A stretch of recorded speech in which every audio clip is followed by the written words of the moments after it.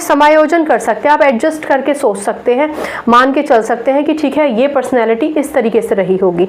इन्होंने एक पर्टिकुलर समस्या का समाधान ऐसे किया जैसे बाकी का क्राउड नॉर्मली नहीं करता, तो ये तो व्यक्ति विशेष है, स्पेशल है, एटसेट्रा एटसेट्रा, आपके अपने परसेप्शंस हो सकते हैं। अब इसके दोष क्या है?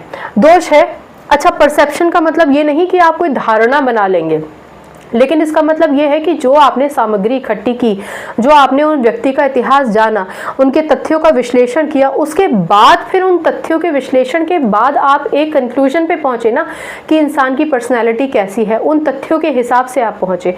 तो ये तो चलिए आपने एक पर्सनैलिटी का विश्लेषण कर लिया, लेकिन अब इसके दोष क्या है, यानी कमियां क्या है? पहली बात तो सामग्री इकट्ठा करना, उस व्यक्ति के विषय में जितनी भी जानकारी है उन सबको इकट्ठा करना, फिर उनका रिकॉर्ड बनाना, इन सब के लिए विशेष प्रशिक्षण की ज़रूरत है।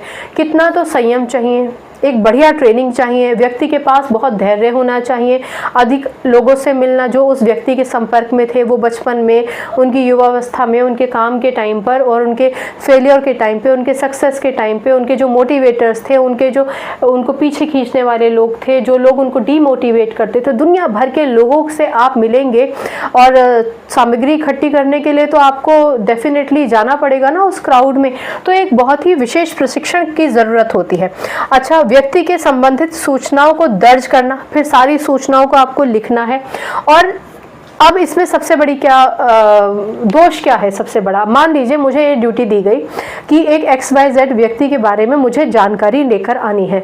अब उस व्यक्ति के बारे में मेरा खुद का पर्सनल बहुत अटैचमेंट है, मैं उनको बहुत फॉलो करती हूँ, एक पर्टिकुलर व्यक्ति, यानी मेरे मन में उनके लिए एक सॉफ्ट कॉर्नर है। तो हो सकता है कि जब मैं इन सब चीज़ों को इकट्ठा करके इनका विश्लेषण में सहायता दूँ, तो हो सकता है कि मेरा सॉफ्ट कॉर्नर डोमिनेट कर जाए।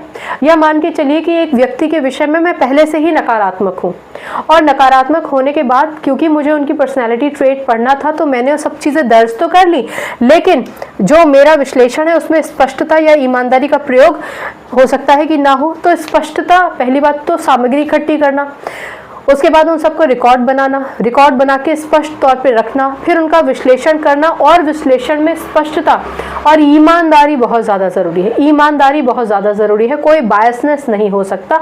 और अगर बायसनेस होता है या सामग्री इकट्ठी करने में प्रॉब्लम है, या जो व्यक्ति सामग्री इकट्ठी कर रहा है वो प्रशिक्षित नहीं है, तो ये सारे के सारे दोष में कन्वर्ट हो जाएंगे। आपको पूरी तरीके से पता नहीं चलेगा कि व्यक्ति का व्यक्तित्व कैसा था या कैसा है। प्रश्नावली विधि, क्वेश्चनियर, ये बहुत सिंपल है। एक लिस्ट ऑफ क्वेश्चंस तैयार कर दी जाती है। मान लीजिए कि मुझे एक व्यक्ति की पर्सनैलिटी के विषय में जानना है, तो मैं